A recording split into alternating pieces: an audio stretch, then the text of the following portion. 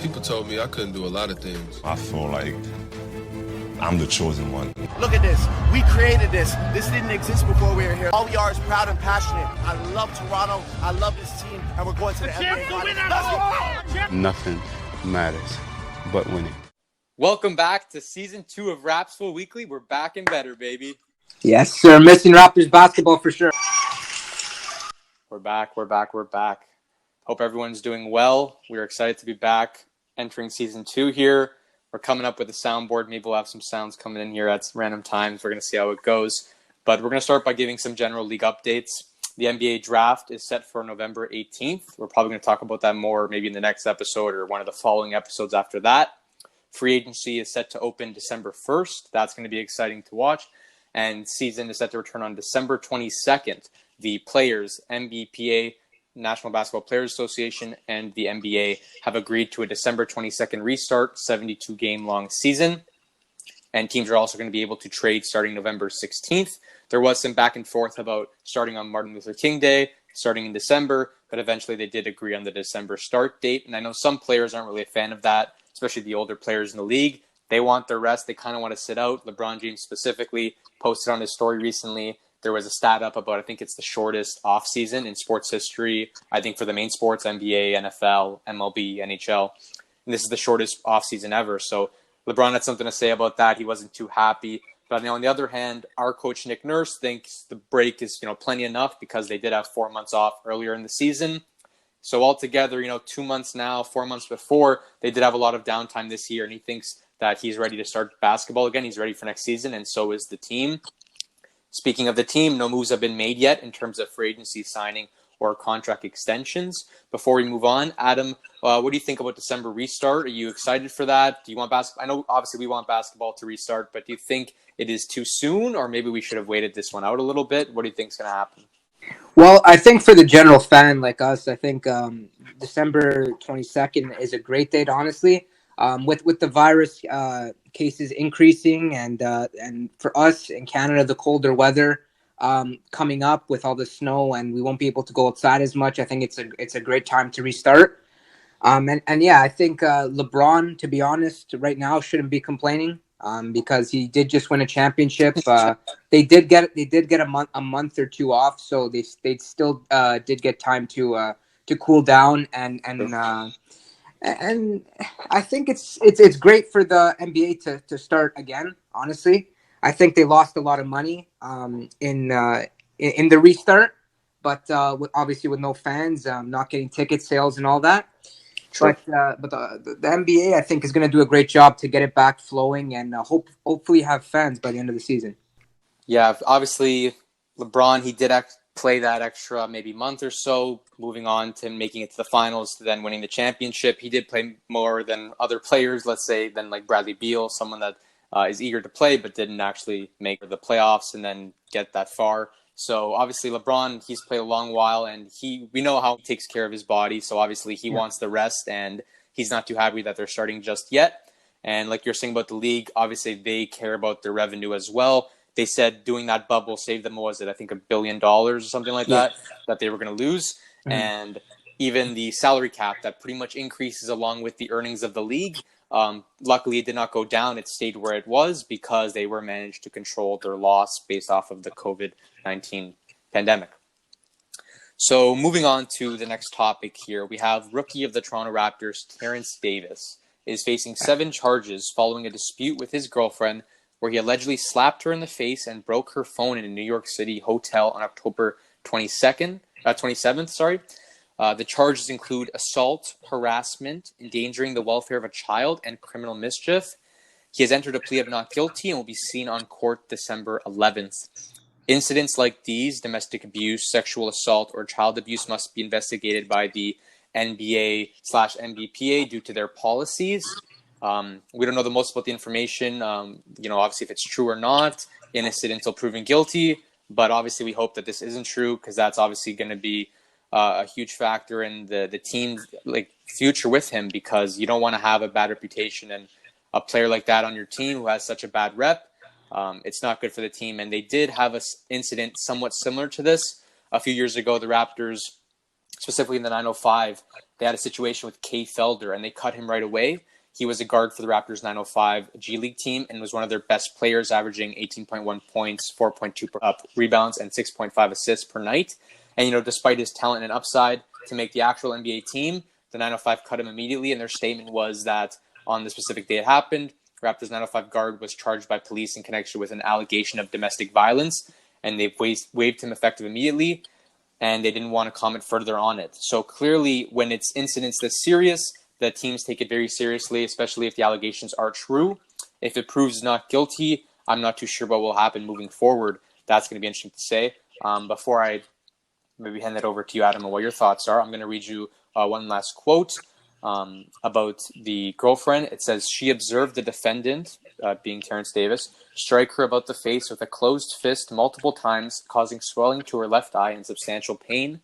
Her son was present and witnessed the defendant above described conduct.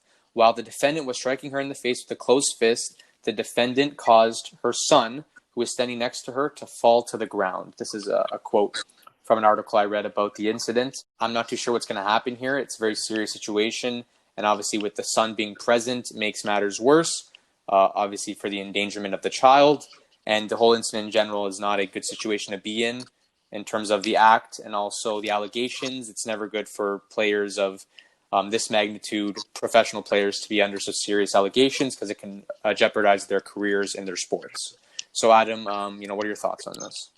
Okay, so when looking at this, I saw it the day it came out, and I saw it in the news. And first thing that came to my mind was I didn't think it was true because Terrence Davis in the locker room and on the court is a real nice guy. We've seen that he had a bit of a temper with Terry Rozier in Charlotte last season, exchanging words at the end of that game. But Terrence Davis, for the most part, is a great guy. He has a lot of morals and values he believes in, and I didn't think this was him until it said his name.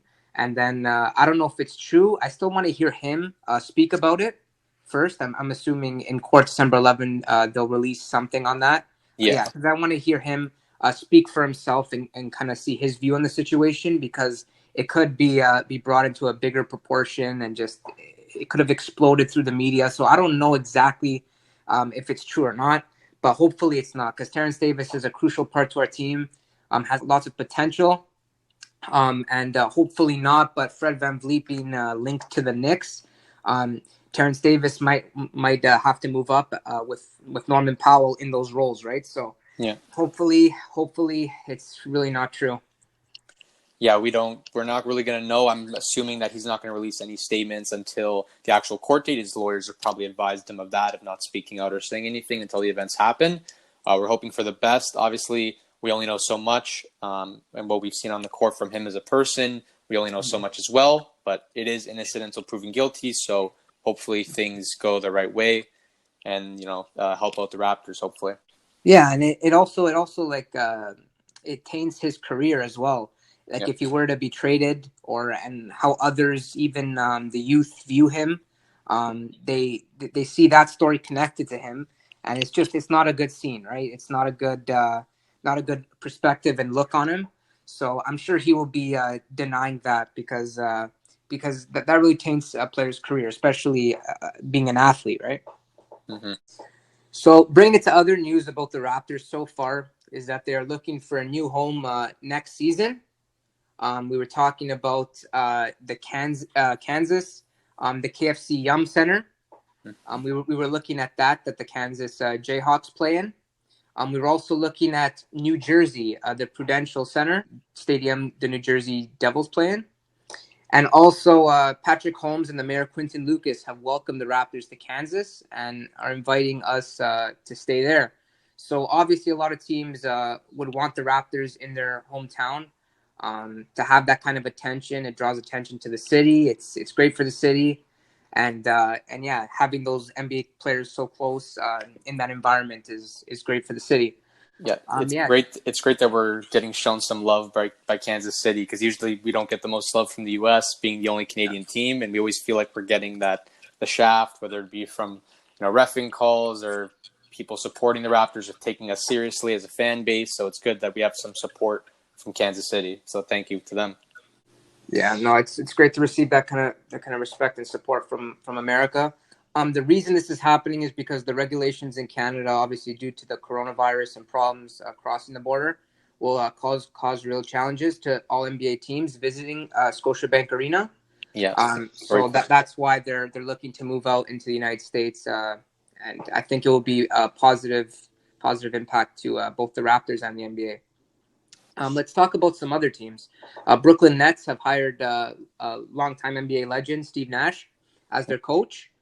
Also picking up a former teammate of Steve Nash, Amari Stoudemire, and former Houston Rockets coach Mike D'Antoni as two of the assistants. Gabe, how do you think that kind of coaching duo will work, with kind of Mike D'Antoni being the veteran in that group, and then Steve Nash being in charge, but he's kind of the rookie in the coaching situation?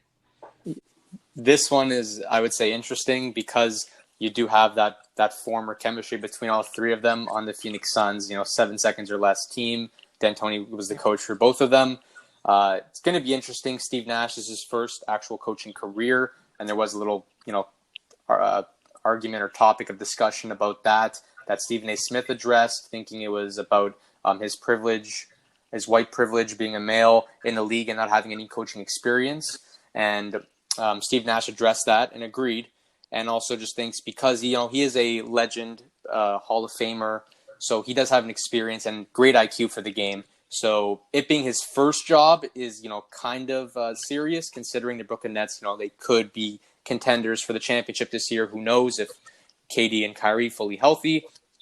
But to put in that role is it's a big deal, and to put Mike D'Antoni as the assistant, also interesting, giving him the back seat when he does have the more experience out of all three of them, and Stoudemire too. It's a very interesting scenario, I would think, and I'm kind of curious to see what's going to happen with them. Yeah, and being for me, I think with that situation, I think KD and Irving, it all depends on their attitude. True. And towards Steve Nash being a rookie coach, basically not really having gone through all the ups and downs of his coaching, his first coaching career. So he's I think he's going to have to speak with Mike D'Antoni a lot for tips. Sure. But I think Irving and KD will have to give him a lot of respect and follow his words and his strategies. You can give, as being KD and Kyrie, you can give him suggestions, but at the end of the day, you have to listen to your coach because he knows what's best for the team and he's in charge, right? So I agree. I think it comes down to respect, especially because them three, you have big names there, two former NBA players, great players for their teams at the time. Obviously, Hall of Famer Steve Nash, and then D'Antoni having that experience and being a longtime coach. Three big names you have to respect there. So I think they're really all going to have to work together on this one. So looking forward to the Brooklyn Nets season next year. They got a lot of key pieces: KD, Irving, Dinwiddie, Joe Harris. TLC's really stepping up his game. Jared Allen. Yes. Gabe, how do you think their season will honestly play out? I think it's going to go pretty well. I have a lot of respect for those guys. We did sweep them. It was our first sweep, but they obviously had a lot of their team missing with injuries. But I think that they were able to do decently well with the amount of injuries they faced throughout the season, with Spencer Dinwiddie and Karis LeVert carrying the lineup for most of the season while they battled the injuries of their other two stars. With Kyrie and KD coming back, those are two powerhouses in the league. That instantly makes them playoff, in the playoff seeds, maybe top 4 or 5 seeds in the East, I would say. Yeah. And then, around top 5. And then now you add the fact that you have a healthy DeAndre Jordan being aggressive. You have Jared Allen, a great shot blocker inside guy. Karis LeVert and Dinwiddie, who can run offenses on their own. Yeah. And then you have guys like Harris, who played really well against us. I think they have a lot of good pieces, and I'm excited to see what they're going to bring. I think this next season is going to be a huge season in basketball because you have them coming back healthy and looking like a strong team. You have Golden State coming back. You still have the powerhouses of the Lakers and the Clippers. You have the Miami team who proves that they can do anything. You got Boston and us, who are the dogs of the East. And the West, you can't forget about the Nuggets, who make the impossible happen. The Mavs, who are always the wild cards that can do whatever they want. Philly? And anyone else under the sun. Philly, they made a lot of coaching moves, so maybe that will help them get to where they need to be. You got John Wall coming back from the dead to resurrect himself. Yeah. So they honestly could do something cool. I'm interested to see what's going to happen next year. Who's going to like prove themselves and who's going to take the top seed. It's going to be a fight, I think. Yeah, it sure is going to be interesting. Well, we'll find out soon. Yep. Okay, so now moving on to Giannis's future. In the NBA news world, we've been hearing a lot about it. First, we heard he was ready to sign with the Heat. Then we heard he is likely signing an extension or somewhere between $220 to $250 million for 5 years. Money. The guy's the cash cow now. He's getting all the cash he wants. No, for real. That's a big contract. $250 million 5 years on average. That's what, $50 million. I've never seen a contract that big ever. So this guy first was talking about maybe going to the Heat. I know the Mavericks need another star, maybe going there, and now he's saying he's most likely going to resign for that much money. First off, I don't know what he's doing. I don't know what he's doing at the Bucks. I think that they're pretty much been a lost cause the past couple of years with the playoff success. So I think it's a good idea for him to move, especially with that new contract and that new money coming in. But hey, if he's about the money, he's about the money. Yeah, and he's a loyal guy too. And sure. I knew he was going to sign the extension. He always trusts his teammates. I know there was a little bit of talk about him unfollowing his teammates on Instagram and stuff, but I think that was just some random thing that happened, to be honest. Yeah. I think Giannis was going to stay at Milwaukee all the way. I think he believes that he can win there with the pieces around him and with Chris Middleton. Yes, you're saying? With Chris Middleton, he can win there. Yeah. yeah, for sure. Just get eliminated before the finals every year. Yeah, it's all good. But now moving on to Bradley Beal's situation, and being another big name that gets thrown around a lot in trade rumors and free agency talks as he enters the last year of his contract. His name has gotten linked with the Raptors before. Even the Mavericks could pick him up as like a third star as well. Mm-hmm. But he has made it clear that he wants to stay in Washington, possibly for the rest of his career because he loves it there. And now with John Wall coming back, a bit bigger, more muscular, has gained weight, better than ever. He's excited for what they can accomplish. I mean, and they have a good team coming up too with Rui Hachimura and a couple other pieces there. But I think the Wizards are still the same team though, being maybe 8th seed if they can get lucky, 7th seed. Yeah. But at least they will be in playoff contention, I think, this year. Possibly. Yeah, and there have been a lot of moves with head coaches, but some big organization changes have been the Los Angeles Clippers, the Philadelphia 76ers, and the Houston Rockets. Doc Rivers has stepped down as head coach of the Los Angeles Clippers after his 7 seasons of being there. Do you think that was like the right fit there, Gabe? Because even in the playoffs, it didn't look like it was the right fit, Doc Rivers in charge of the Clippers. I'm not too sure based off of playing style and stuff, but he has been at the Clippers for a while. He obviously was a part of that big era, Chris Paul, Lob City.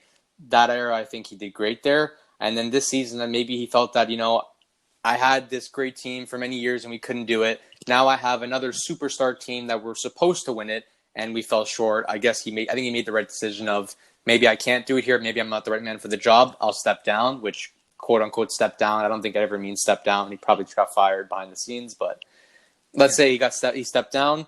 I think maybe it was probably a good decision for them, but I don't know how good Tyronn Lue's going to do there as new head coach. I know you were going to say it next, but I spoiled it. Yeah.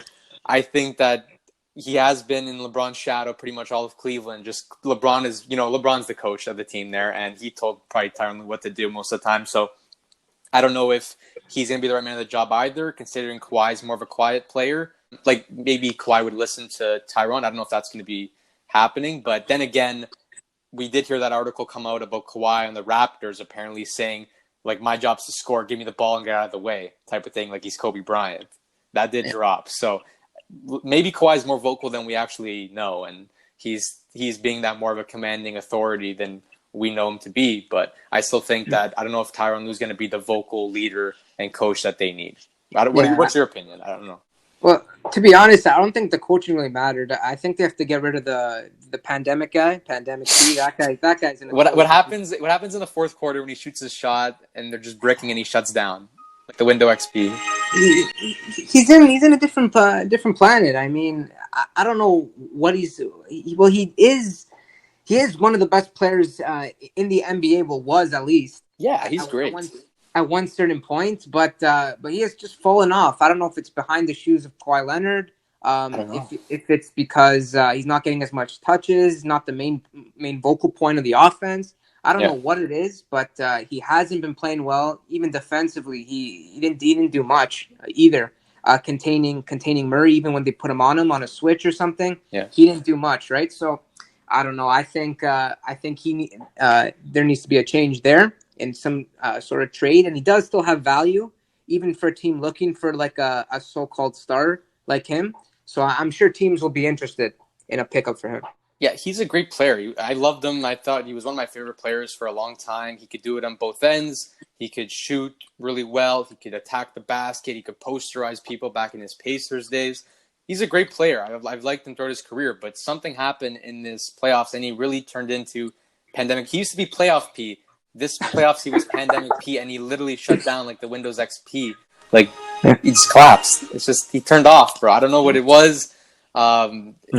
He couldn't make shots, like, horribly, couldn't shoot anything. He wasn't clutch. He was bad player for them on the court, and he tried to facilitate and be just more of a passer and stuff, but even that wasn't doing the best for them, and they did fall. They did give up a 3-1 lead, so there's no hiding that behind some bad shooting nights, quote unquote. Yeah, and I think he needed to be more even-killed during that run. A lot of people were probably talking smack to him, obviously, after probably the Clippers fans for not producing and performing as well as he could have been. But I think he did an okay job of handling it. He did have a good couple of games in the Denver series, but other than that, he was just horrible for them, and that's for sure needs to change something there. Even Harrell looking to depart from the Clippers, maybe getting another big man center to partner with Zubac. Maybe that might work. Who knows? Yeah, there's been a lot of rumors around him too. There was some stuff coming up. Some stuff came out about him, Lou Will, and I think Pat Bev not liking the way they treated Kawhi Leonard and the all-star celebrity treatment they were giving him compared to the other players. But then those players also denied those allegations, saying they weren't true and that they didn't say stuff like that. But who really knows? They just don't want to show that their team is falling apart and it's due to bad chemistry, because Lou Will did address that once they lost and gave up a 3-1 lead. He said, I think this team doesn't have the chemistry needed to win. So they could be covering that up, because Harrell has been linked to other teams, specifically the Raptors. You saw he made that AAU team and named it after the Raptors, the Trez Raptors, and then it has the old Raptors logo. So there's some stuff going on there. Maybe he's coming to the Raptors. I think that. How do you think that would look if he joined us? Well, if he joined us, well, first of all, I would want to bring back to that. I think Woj reported that, first of all. And Woj is like Inspector Gadget. He knows the ins and outs of the NBA. He squeezes in those cracks. He finds all the news. He gets knows in what there. He's doing. Yeah, so, and he doesn't get that news from nowhere. He doesn't just make it up. So it's obviously has been said. But for Harrell coming to the Raptors, I think he fits our style of play with the hardworking. He's pretty efficient on the inside. Nick Nurse probably won't like his ability not being able to shoot the three, which will hurt us in some areas. But I think he'll fit well in the team. I don't know about starting. I think Ibaka should start, and maybe Harrell off the bench for like an energetic energy. Yeah. That's what he is. And I think he'll be a good fit. It depends what we pay him, though. I don't want to pay him too much, because we're already paying Ibaka a hefty amount too. True. Okay, so we move on to the next franchise here. So following D'Antoni's departure, assistant coach of the Dallas Mavericks, Steven Silas, is taking the position as head coach of the Rockets. After returning from the bubble, also Houston Rockets GM Daryl Morey also stepped down, and then he moved and became now the president of basketball operations for the 76ers. And the Sixers' current GM, Elton Brand, signed a multi-year contract extension. So these are some of the moves we were talking about between these teams. A little bit of a triangle rotation here. Doc went from Clippers to 76ers. Morey went from Houston to 76ers, and then Brand re-signed there. A little bit of a shuffle going on. Yeah, garbage to garbage, basically. Yeah. Possibly, because like you said, hasn't been much success for them, but that's why you do moves like that, is to hopefully find success. Whether or not they will find it, different story. Rockets, obviously, they made some changes here in their front office, some pretty big ones. And they have said that, you know what, we're not going to give up. Don't worry, we're not going to trade Russ or Harden, our 2 stars, even though we have been doing these front office moves. So I guess we'll see what happens. And they've also said that they're not dedicated to a small ball lineup like they were before. They just want good basketball players. So we're going to see what that means, if a change actually happens and if it's an effective change for them. But they're not promoting the small ball anymore. They're just doing what they think is best for them. So maybe getting rid of the stigma that they love playing the small ball and only the small ball. So I guess we'll see what happens. But like we said, Houston, a lot of front office changes. 76ers, a lot of front office changes. Hopefully that does something for them if they want to be successful, because they have struggled throughout the playoffs to be more than just a first, second round team. Yeah. So, for my look on the situation, I think they've done a great job by acquiring their new GM and their new head coach. I think that's important for them. I think this guy realizes that having a small ball lineup with a 6'7" center or PJ Tucker center 6'5" it's not gonna do it. It's not smart. It's not efficient. You're shooting threes and you're trying to get at least 120, 110 points a game, and you're just chucking up threes. Even though they do get do a good job of getting open looks, better than probably any team, because they do it so much. Their practices probably consist of just chucking up threes, 5 guys around the arc, 5-0, and just passing it around, getting an open shot. One guy drives, kicks out, and you keep on shooting threes, right? But what happens though if we keep on shooting threes? Is there a downfall to that? The new NBA is moving towards a 3-point shooting offense. We can agree upon that. And the Houston Rockets have kind of jumped the gun and are doing that now. But what is the reason that it hasn't been successful for them? Well, I think when you shoot that many threes in a game, you're going to go through a little bit of a slump for sure. You can't always be 100% in shooting. It's just not the way it works. And I think with the 3 ball, it's like a very rhythmic thing. If they're going down, you can hit a couple of them. But if they're not, you miss in bunches. And that's where Houston struggles. When they're missing in bunches, they don't know how to change it up. Find a different style to make their offense honestly better, and to get some easy buckets on the inside or go to the line. I mean, all the other plays are probably ISO with Russ or ISO with Harden. So I don't think that's the right formula, and I think this new head coach sees that and will make the according changes. So then what happens when they start chucking them up? They start yeeting them up in the air, and then one after the other, and they just start missing, and then consecutive misses, and all of a sudden their 15-point lead now becomes down 10 just from them chucking up shots and it going the other way, right? That's why, if you're a betting man, always bet against the Rockets. They're up big. Those guys are shooting threes, and they keep on wasting possessions. Yeah. And it's ridiculous. Sorry guys, I never liked the Philadelphia 76ers and the Houston Rockets. I don't like their style of play. I don't like their superstars. And I don't think they have the right recipe and supporting staff around them to make it happen. So those 2 teams, I don't see them going anywhere near a finals anytime soon. Okay, I agree with you. I also think that they have had a lot of problems in the past, and I don't think they're going to get too far. Like we said, I think a lot of people can agree with you. You're not alone here. And that's clearly why they're seeing it too. That's why they addressed it, and they're trying to make these huge changes, moving GMs around, moving head coaches around. But at some point, it might fall on the players. Obviously, D'Antoni was a very offensive-minded coach. He did that 7 seconds or less basketball with the Suns. He probably introduced this high-scoring Rockets basketball.